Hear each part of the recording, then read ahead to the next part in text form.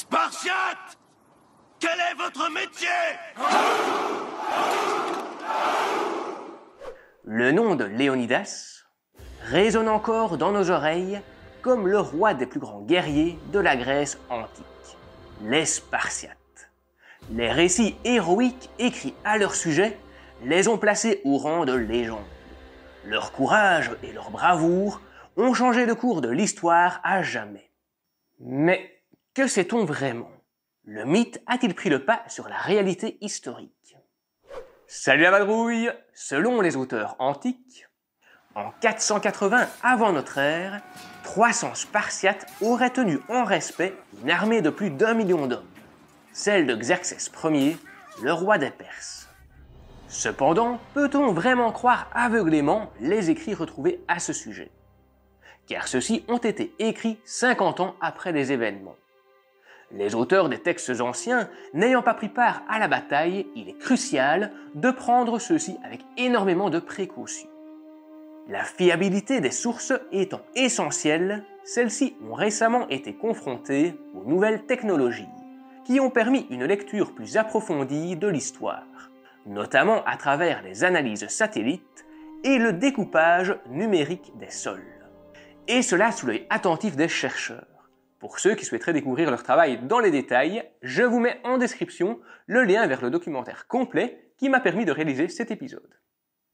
Avant de nous intéresser au déroulement de la bataille des Thermopyles, il est intéressant de se demander pourquoi les Spartiates ont décidé de s'engager dans ce combat qui semblait perdu d'avance. En 480 avant notre ère, la Grèce n'est pas encore le pays uni que l'on connaît aujourd'hui, mais bien une succession de cités-États collées les unes aux autres, dans un paysage très divisé. Sparte, quant à elle, ne représente qu'une petite partie du territoire. La Perse, quant à elle, est une superpuissance, qui couvre environ les 2/3 du monde connu de l'époque. Imaginez donc la force de frappe d'une telle nation. Et son désir d'expansion ne cesse de croître. Elle a pour ambition d'annexer la Grèce à son territoire. Selon la légende, Léonidas Ier, roi et commandant des armées de Sparte, aurait envoyé des émissaires à Delphes pour demander conseil à la Pythie.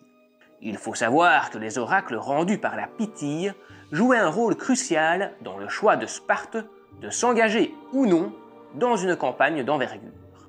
Jamais elle ne s'engageait contre l'avis de la Pythie.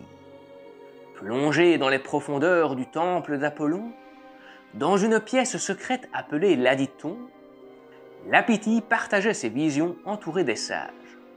Les vapeurs des sous-sols qui entouraient la Pythie étaient considérées comme l'essence et la parole d'Apollon. Son inhalation lui permettait d'entrer en transe et recevoir ses visions. Son verdict est sans appel. Elle leur annonce que la cité de Sparte sera réduite à néant ou le roi tué s'il s'engage dans la bataille. Mais d'où lui viennent ces prémonitions? Reçoit-elle réellement les visions d'Apollon? Après des analyses géologiques, il apparaît que les visions dont bénéficiait la Pythie auraient été causées par les émanations de gaz emprisonnés dans les sous-sols et libérés lors des activités sismiques de la région. En effet, la montagne sur laquelle Delphes est construite a toujours été victime de séismes. Les vapeurs inhalées par la Pythie provoquaient en elle cet état de transe, provoquaient ces visions par intoxication. Ces émanations hallucinogènes sont une explication scientifique retenue par les chercheurs sur le terrain. Au vu de l'importance des oracles, pourquoi Léonidas a-t-il décidé de partir au combat malgré la mise en garde de la Pythie? Léonidas y voit un signe du destin, lui demandant de se sacrifier sur le champ de bataille pour sauver Sparte de la tyrannie perse. Convaincu par la prophétie, il mobilise son armée. Il est convaincu qu'il envoie ses hommes à la mort. C'est pourquoi il ne choisit que des soldats d'élite qui ont au moins un fils vivant pour perpétuer leur lignée. Mais l'armée de 300 Spartiates ne sera jamais suffisante pour venir à bout des Perses. Une alliance politique entre les cités-États grecques semble incontournable. Cependant, celle-ci semble rencontrer un obstacle de taille. De fait, il y a énormément de rivalité entre les cités à cette époque, à tel point qu'elles débouchent bien souvent sur des conflits armés. Elles sont chacune indépendantes des autres et estiment ne rien devoir à leurs voisines. Ces relations conflictuelles empêchent les Grecs de s'allier pour former l'alliance dont ils ont besoin contre les Perses. Mais un argument de taille pèse dans la balance pour les Spartiates. Ils constituent le meilleur rempart face aux Perses qui pourraient bien prendre possession de la Grèce entière. Leur nom fait trembler le monde, leur renommée n'est plus à démontrer, ils sont les plus grands guerriers de la Grèce antique. Sans eux, les cités sont vouées à capituler. La détermination de Léonidas donne le courage aux Grecs de rejoindre Sparte dans le combat. À ces 300 hoplites viennent s'ajouter les soldats de plus de 30 cités-États, issus de toute la Grèce. Contrairement aux mythes modernes, les Spartiates n'ont pas combattu seuls. Ils sont accompagnés de 7000 guerriers supplémentaires dans leur rang. Mais leur nombre reste largement inférieur face à l'ennemi, qui, selon les textes anciens, compte 1 million d'hommes. Mais cette version de l'histoire est-elle authentique? Si la vidéo vous plaît, c'est le moment de vous abonner pour soutenir la chaîne et ne manquer aucun épisode. Comme nous le savons, la bataille a eu lieu dans le passage des Thermopyles, un chemin étroit entre les montagnes et la mer, qui faisait office de goulot d'étranglement. Bien que les Perses avaient l'avantage en nombre, ce chemin étroit permettait de réduire considérablement la quantité de soldats simultanément en face des Spartiates, et ainsi prendre le dessus dans la bataille. Cet emplacement était essentiel dans la stratégie mise en place par Léonidas.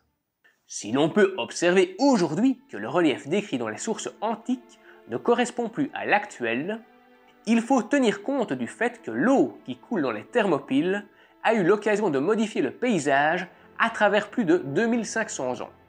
Les traces de sel, de sédiments, de fossiles marins ont permis de reconstituer numériquement le terrain comme il devait l'être lors de l'affrontement, permettant de corroborer ce qui est décrit dans les textes antiques. De plus, les traces de campements fortifiés, plus haut dans les montagnes, confirment les sources de l'époque, disant que l'affrontement aurait bien eu lieu au pied de la montagne. Les descriptions concordent avec les vestiges retrouvés. Nous savons donc que la bataille des Thermopyles s'est bien déroulée comme écrit dans les textes antiques, d'un point de vue géographique en tout cas. Mais qu'en est-il du nombre annoncé? Les Perses étaient-ils vraiment 1 million face aux Grecs? Pour répondre à cette question, nous devons nous intéresser à la manière dont Xerxès Ier a rejoint la Grèce. Pour atteindre ses ennemis, le roi des Perses décide de franchir l'Hellespont, connu aujourd'hui comme le détroit des Dardanelles. Pour cela, il utilise l'une des techniques saluées comme l'une des plus grandes prouesses d'ingénierie de l'Antiquité. D'après le récit d'Hérodote, 700 bateaux perses se seraient alignés côte à côte entre les deux rives, attachés les uns aux autres avec de gros cordages, de manière à former un pont géant et ainsi franchir le détroit. Les bateaux recouverts de planches et de terre pour faire office de route auraient permis de réduire le temps de trajet à 1 semaine. D'après l'historien Ian MacGregor Morris, les contraintes logistiques, les ravitaillements en eau, en nourriture, les soins, les équipements, montrent que Xerxès aurait pu envoyer un maximum de 100 000 hommes, et non 1 million. Bien que la Perse jouissait de ressources abondantes, de par la superficie de son territoire, subvenir aux besoins d'1 million d'hommes était impossible dans de telles conditions. Si les Perses n'étaient pas aussi nombreux que décrits dans les textes antiques, ils étaient tout de même plus de 10 fois plus nombreux que les Grecs. L'affrontement restait donc de taille.